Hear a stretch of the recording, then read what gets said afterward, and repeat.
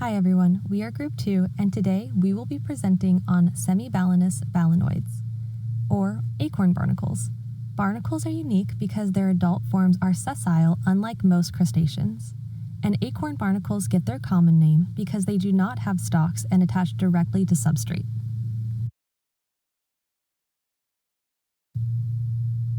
Acorn barnacles are in the kingdom Animalia, phylum Arthropoda, subphylum Crustacea, class Maxillopoda, order Cecilia, family Archaeobalanidae, genus Semibalanus, species Semibalanous balanoids.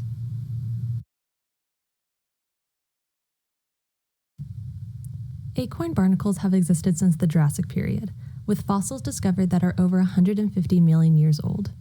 Europeans originally thought that barnacles were a formation of the molted feathers of seabirds. Then barnacles were thought to be mollusks until 1830 when V.J. Thomas discovered that they were actually related to lobsters. Charles Darwin also furthered the knowledge about these animals in a book he published in the 1840s.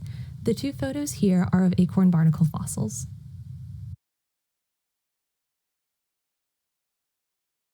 Next, we will talk about the distribution of semibalanous balanoids. This species is the most widespread intertidal barnacle on open coast and in estuaries in the British Isles. It is recorded on both sides of the North Atlantic and the northern Pacific coast of America as far south as British Columbia. On the western Atlantic coast, the barnacles may extend all the way to Cape Hatteras in North Carolina. It is also common on all coast of Britain and Ireland except the Biscay coast of France.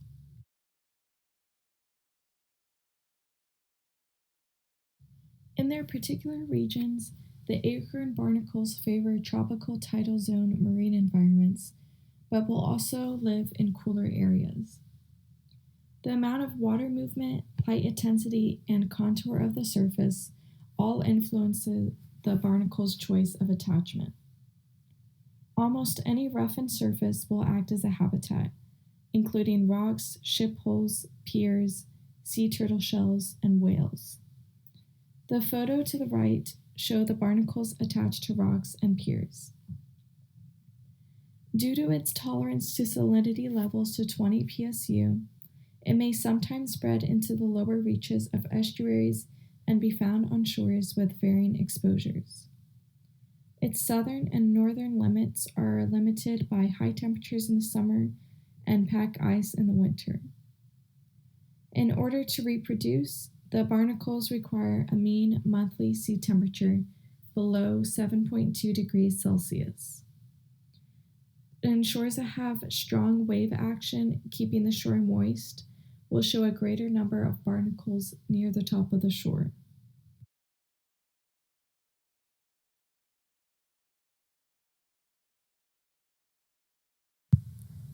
The acorn barnacle is made up of an outer shell composed of 6 calcium carbonate plates with a diamond-shaped hole in the top to allow for feeding. This hole can be closed if conditions get too dry or if a predator approaches. Acorn barnacles are grayish-white in color and are about half an inch in diameter. Although they are in the phylum Arthropoda, they do not display obvious segmentation like their other relatives. There is not a discernible distinction between the head, thorax, or abdomen. They have modified legs called cirri, which are the long feathery extensions through the opening in the shell. These cirri serve multiple important functions in the animal's survival. In order to adhere to a substrate, the barnacles secrete cement through a gland on their antennae. This cement must be very powerful because it has to hold the barnacle in place for its whole life, and is said to be so strong that not even acids can remove the shell after the barnacle has died. Acorn barnacles are considered to be oriented upside down since their legs protrude from the top of their shell and their antennae attach to a substrate. Beneath the hard outer shell of the acorn barnacle, the main body is surrounded by a mantle. Within the mantle, the barnacle's features can be roughly grouped into muscle, connective tissue, reproductive tissue, and an open circulatory system. The circulatory system is made up of 2 main canals that branch off into interconnected capillaries. Acorn barnacles do not have gills, but instead absorb oxygen through their long cirri. Just as in most other crustaceans, they have a short foregut, a large stomach, and a long hindgut. Acorn barnacles do not have much of a nervous system, but do have simple photoreceptors. These are beneficial in allowing the animal to know when shadows pass over them, which could be possible predators. Maxillary glands located on antennae serve as the barnacle's excretory organs.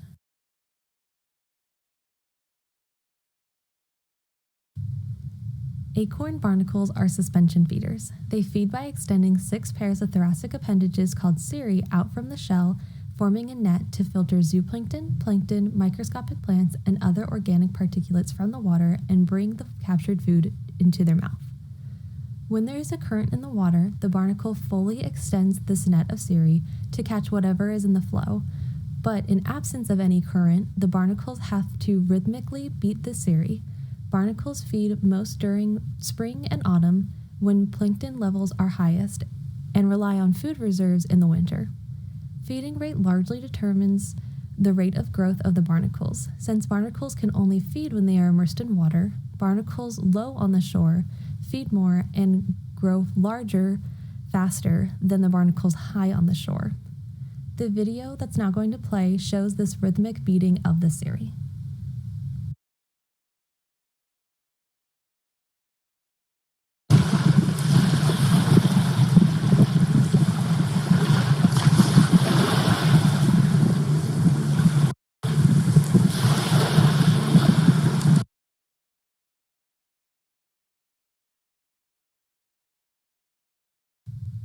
The picture on the right shows the life cycle of an acorn barnacle. One barnacle may produce up to 10,000 eggs that are stored in a sac outside the body but within the shell cavity. They hatch to produce the nauplius larvae that have 3 pairs of legs, 1 pair of antennae, and 1 eye. The picture on the left is one of these nauplius larvae. There are 6 instars, which result in further molting to form more complex larvae. Molting is dependent on feeding rates and temperature. Each instar lasts 3 to 5 days. After these instars, the nauplius larvae change to cypress larvae that has a bivalve carapace and eye spots.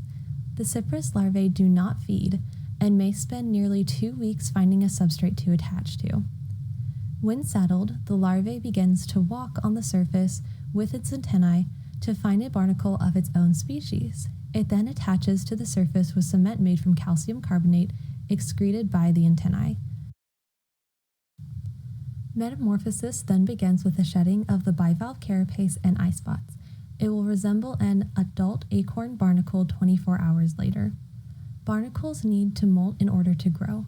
The body of the acorn barnacle will shed the sac that encloses it periodically as the exterior shell increases in size.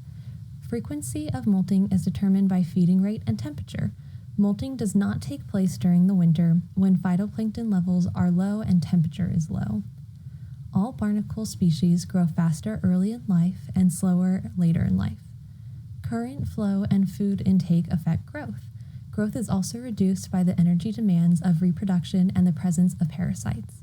Their lifespan is 1 to 7 years.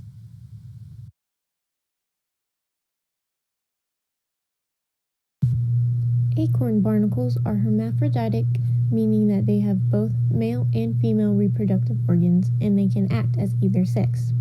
While most sessile creatures will simply shoot out their sperm and eggs, hoping that they end up merging, these barnacles have internal fertilization. Barnacles cannot self-fertilize, so they must mate with another individual to reproduce successfully. You may be wondering how that works, since they are unable to move once they station themselves. Luckily, these animals possess very long penises that allow for stationary reproduction. While the body size of a barnacle is usually no longer than half of an inch, the penis can reach 3 inches, which is 6 times the length of the body. The length of the penis allows him to reach his neighbors. The penis has chemosensory bristles to detect the chemical signals from the barnacles nearby who are acting as females. The penises also adapt in shape and size to the motion of the ocean. A fact that I found interesting is that the penis will dissolve and grow back each year for mating. As larvae, the barnacles will disperse to colonize different areas. When the larva becomes ready to be an adult, it will attach itself to rocks or other hard surfaces. After attachment, the barnacle uses its legs to search for food.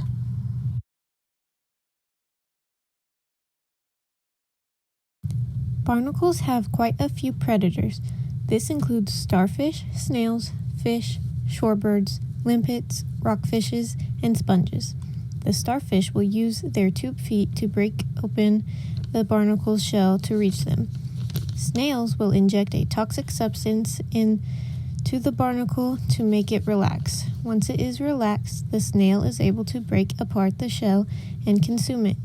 According to ChesapeakeBay.net, barnacle larvae are an important food source for young fish in the spring.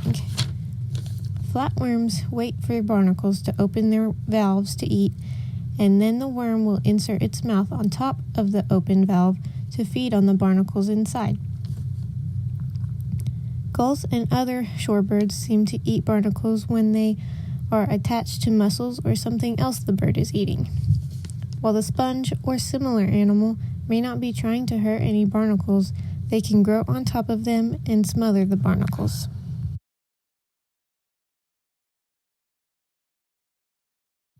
Many parasitic species use Seminobalanus balanoids as a host. Pyxinoides balani is a protozoan that parasitizes the gut of the acorn barnacle. The gills and mantle are parasitized by Epistillus horizontalis, a paratrich ciliate. Hemionyscus balani is an isopod that also uses a barnacle as a host. Small littorinids such as Littorina neglecta and Littorina saxatilis use empty barnacle shells as a shelter. Limpet grazing efficiency is limited when dense populations of barnacles exist, which can stunt limpet growth and cause the limpet population to decrease. On the other hand, bulldozing by grazing limpets can cause a drop in the barnacle population. And as mentioned previously, barnacles often attach to sea turtle shells and whales. While the barnacles don't feed on the organism they are attached to, several barnacles can contribute weight to the organism, causing the sea turtle or whale to slow down and require more energy. The photo on the top right is of limpets and acorn barnacles together, and the photo on the bottom is of a sea turtle covered with acorn barnacles.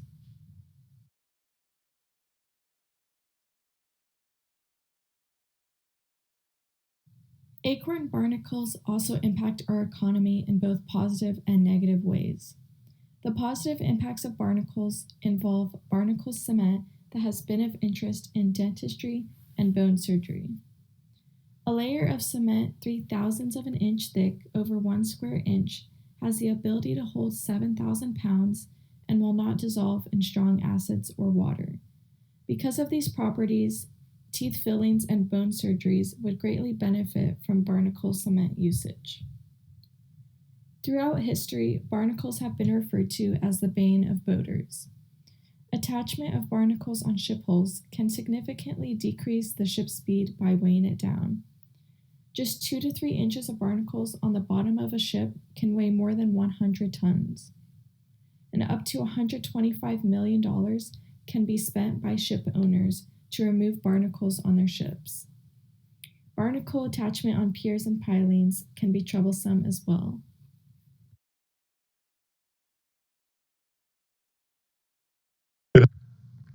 Acorn barnacles can be seen on virtually every surface that spends time underwater near the shoreline. This means that while humans may not have a close personal relationship with the species, they are certainly close to us every day.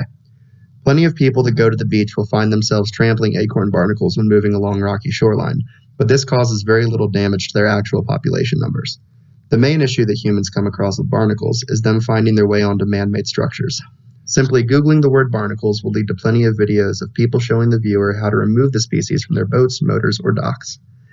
The main issue with acorn barnacles on something such as a dock is that it may be an eyesore, but most property owners with the animals attached let them be, as they are not damaging the actual structure. When they begin to attach themselves to a boat, however, it's a different story. When they accumulate on hulls of a ship, fuel efficiency can drop up to 40%, which in turn increases CO2 emissions. This issue persists for both small boats and large ships, making the removal of barnacles important for maintenance of all water vessels. Humans' main line of defense against quickly accumulating barnacles has been copper for quite a long time. However, copper will begin to seep into water and can actually cause damage to sea life, and other chemicals have been and are being tested to see what is most effective, as well as eco-friendly. Barnacles that become fossilized on a sea creature or lost man-made structure can be used to help identify its time spent in the water. Due to our understanding of acorn barnacle life cycles, we can fairly accurately predict the amount of time something has been alive or lost, and where it has gone due to isotype signals in a barnacle shell.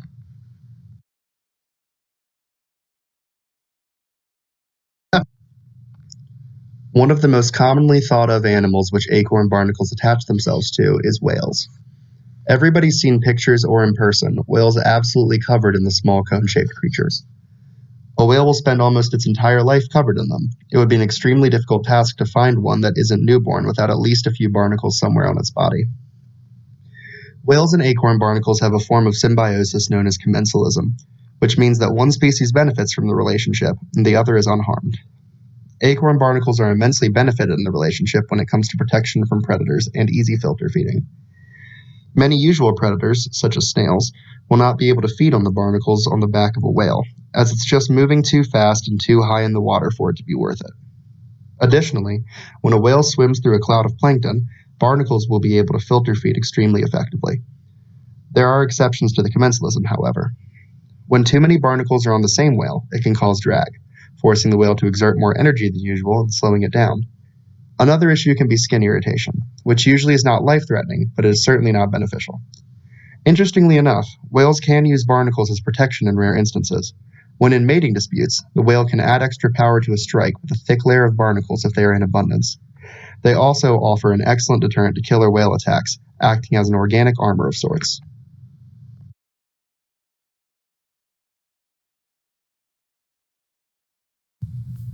Acorn barnacles are considered fixed biological indicators because they grow within the limits of the intertidal zone, and the calcareous part of the barnacle remains fixed even after their death.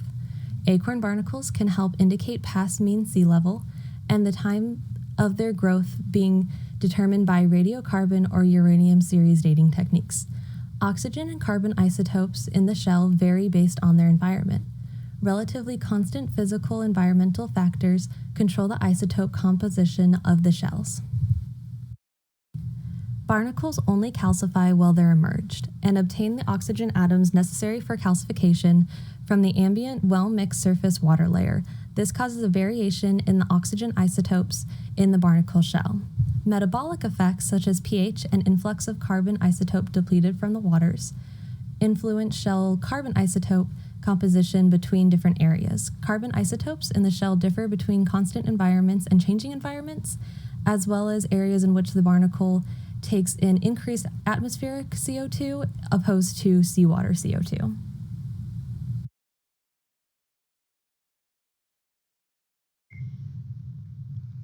Currently, acorn barnacles are extremely abundant, and we have no real reason to worry about their population.